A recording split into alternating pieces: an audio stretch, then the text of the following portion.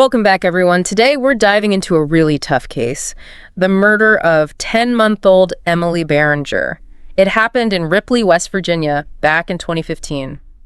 I know, it's going to be rough, but I think it's important we talk about it, so we can learn from it and try to prevent these things from happening again. I've got an expert here with us today. Yeah, these cases, they're always hard, but they remind us that there are real people, real families affected by this. Right, so let's go back. October 3rd, 2015, Ripley, West Virginia, small town, early morning, 5:00 a.m. A call goes out to emergency services. Those early calls are always the worst. You never know what you're going to find. And in this case, well, they found baby Emmaleigh. She wasn't responding. There were signs of trauma. Her mother, Amanda Adkins, was just devastated. Naturally, the investigation starts, and they quickly turn their attention to Benjamin Taylor. He was the boyfriend, the last one alone with Emmaleigh. That was a tough job for investigators in these cases, right? Trying to figure out what happened. Was it an accident, or was it something much worse? And Taylor had a history. Substance abuse, erratic behavior. Doesn't mean he's guilty, but it definitely raises some questions. What are investigators looking for in a situation like this? Well, first you look for signs of a struggle. Anything that doesn't add up in the stories you're hearing. And of course, forensic evidence. Right. And in Emmaleig's case, the laundry room becomes a key part of the investigation. What was it about the laundry room? That's where they found bloodstains. Signs that someone tried to clean up. Yeah. All those indicators that something awful happened. The laundry room, it's a place for clean things, routine. And then to have something so horrific happen there, it's jarring. And it got even worse when the autopsy results came back. Emmaleigh had been sexually assaulted, and she had blunt force trauma to the head. Can you explain what that means? Blunt force trauma? It means she was hit with something hard. A heavy object, maybe? Or a very forceful impact. This wasn't an accident. Right. And the more they investigated, the more the evidence pointed to Taylor. His story kept changing. And then, the DNA evidence. They found his DNA on Emmaleig's body. How important is DNA evidence in these cases? DNA evidence is often the most important thing. It's scientific, it's objective. It can back up what a witness says, or it can show that someone's lying. So you've got Taylor trying to clean up, get rid of evidence. It seems like he's trying to hide what he did. What goes through an investigator's mind when they see that? Well, investigators are trained to be objective, to focus on the facts. But they're still human. They see these things, and it affects them, especially when it's a child. It can be hard to handle. Yeah. But it also makes them more determined to get justice. And this wasn't just a case for the investigators. This shook the entire town of Ripley. It's a small town. Everyone knows each other. What happens to a community when something like this happens? Small towns rely on trust. Everyone feels safe because they know everyone else. When something like this happens, it breaks that trust. People get scared, angry. And in Ripley, it was just devastating. Amanda Adkins, Emmaleig's mother, was just heartbroken. She blamed herself. You could just feel the pain. How does a parent even begin to cope with something like this? It's one of the hardest things to deal with, not just the loss of a child, but the betrayal. That someone you trusted could do something like this. The guilt, the anger, the grief. It's overwhelming. So the Jackson County Sheriff's Department, they're working the case, talking to neighbors, family, trying to piece together a picture of Taylor. How important is it to build a really strong case in a situation like this? It's absolutely crucial. The community wants justice, and the prosecution has to prove that Taylor did it. There can't be any doubt. And they did. They found a lot of evidence against him. Let's jump ahead now to April 2017. The trial begins. What was the atmosphere like in that courtroom? Tense, I imagine. The family's there wanting justice, the community scared and angry, and the media trying to capture it all. The prosecution was going for the death penalty. They argued that what Taylor did was planned, intentional. What makes a prosecutor decide to seek the death penalty? It's not a decision they take lightly. They look at the brutality of the crime, how vulnerable the victim was, Taylor's past, whether he could be rehabilitated. In this case, Emmaleig's age, the assault, the cover-up.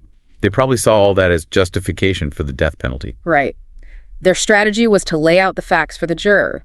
The DNA evidence, the details of the assault, witness testimony that showed Taylor as a dangerous person.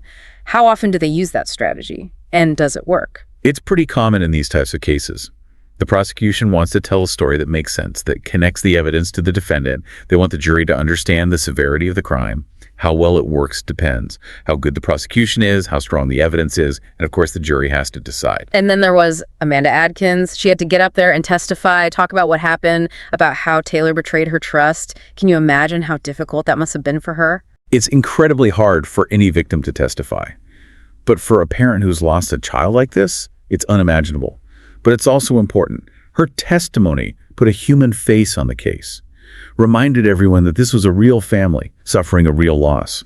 Now, the defense had a tough job. They argued that Taylor was high and drunk, that he wasn't in control of himself. They brought in witnesses to talk about his addiction, his mental health, trying to make the jury feel sorry for him.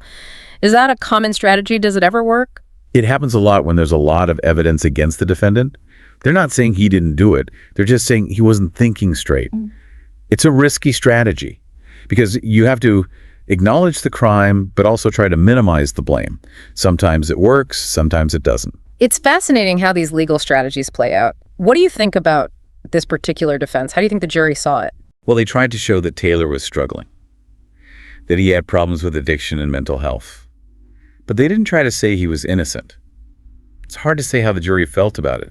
It depends on their own beliefs, how well the lawyers presented the case, and of course, how strong the prosecution's argument was.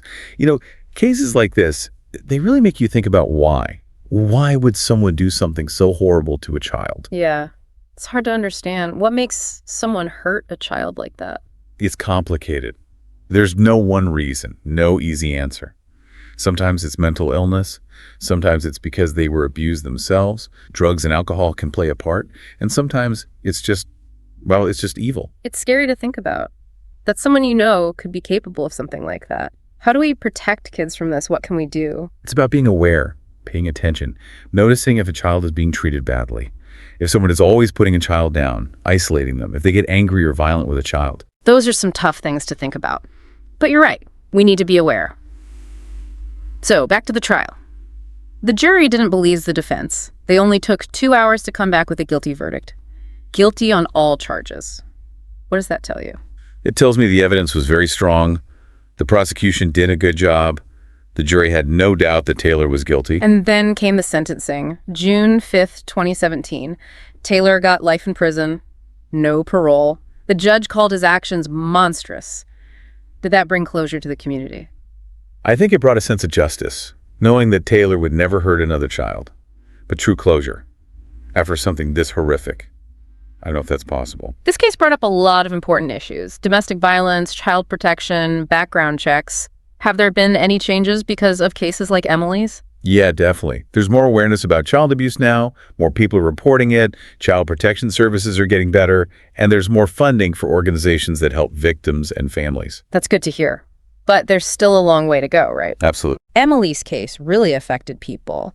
The community rallied around Amanda Adkins and her other kids. They raised money, held memorials. What role does that kind of support play? It's incredibly important. It shows the family that they're not alone, that people care. It helps them cope with the trauma and grief. And Amanda Adkins has become an advocate for child safety, speaking out, raising awareness. Do a lot of victims or their families become advocates? It's not uncommon. It can be a way to channel their grief into something positive, to try to prevent something like this from happening again. It takes a lot of strength and courage. It does. It's inspiring to see. So what have we learned from Emmaleig's story about protecting children? We've learned that it can happen anywhere, to any child. It doesn't matter what your family is like or where you live. We all have to be vigilant.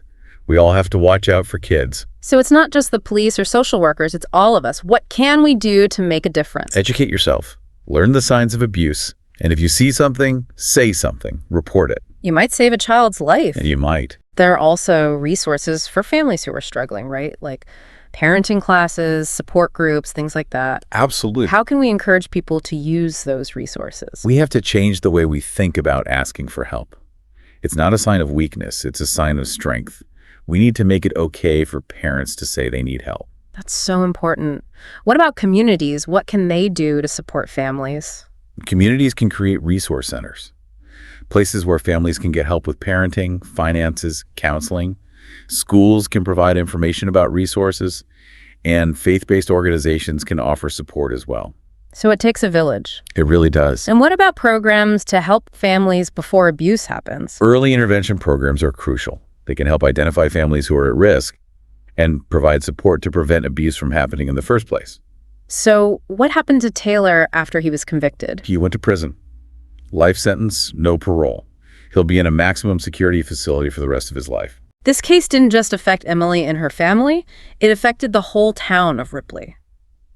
What are the long-term effects of a tragedy like this on a community? Trauma like this can really damage a community. It breaks down trust.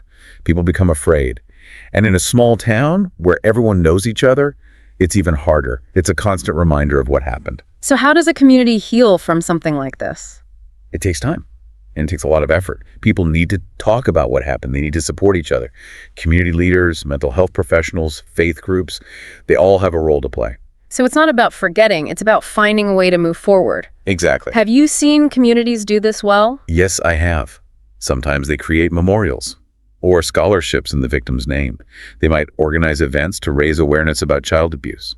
It's a way to honor the victim and try to prevent it from happening again. This is a tough question, but I have to ask it.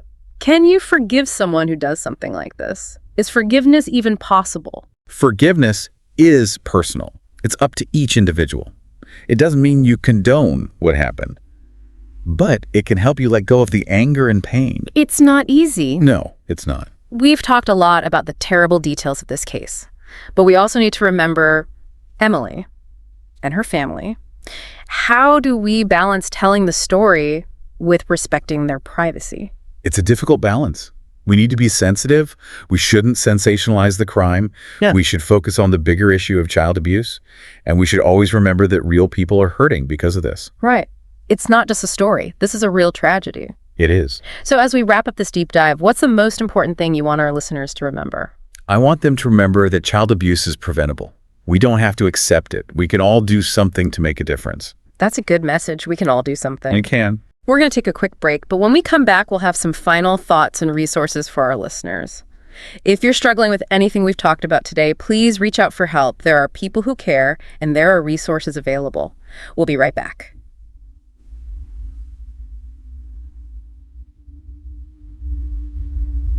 We're back. Emmaleig's story, it's hard to hear, but it's important. Yeah, these cases, they stay with you. What do you want our listeners to take away from this? What do you hope they remember? I hope they remember that we can't ignore this. Child abuse happens, and we need to talk about it. It's easy to feel helpless. Like, what can one person do? You're right. But we can all do something. Like what? Little things. Educate yourself. Be there for families you know. Support policies that protect kids. Small steps. Exactly. Every step counts. So where can our listeners go to learn more, to get involved? There are some great organizations out there. The National Children's Alliance, for one. They have local chapters all over. They help victims and families. Then there's Child Help USA. They have a hotline, 24/7. You can report abuse or get help for yourself or someone you know. That's good to know. What about for sexual assault? RATE-N, the Rape, Abuse, and Incest National Network. They support survivors, including children. We'll put links to all of those in the show notes. You know, even though this is a tough story, there's still hope. The community came together. Amanda Adkins is fighting for change. People are working to protect children. That's what keeps me going. Seeing people care, wanting to make a difference. It's inspiring. Thank you for being here today, for sharing your expertise. It was my pleasure. And to our listeners, one last thought. What will you do to protect children? To make the world a safer place for them? Even a small action can make a difference. That's a great message to end on. Thank you for joining us on this deep dive. If anything we talked about today has been difficult for you, please reach out for help. You are not alone. We'll be back soon with another deep dive. Until then, stay curious, stay informed, and keep fighting for a better world.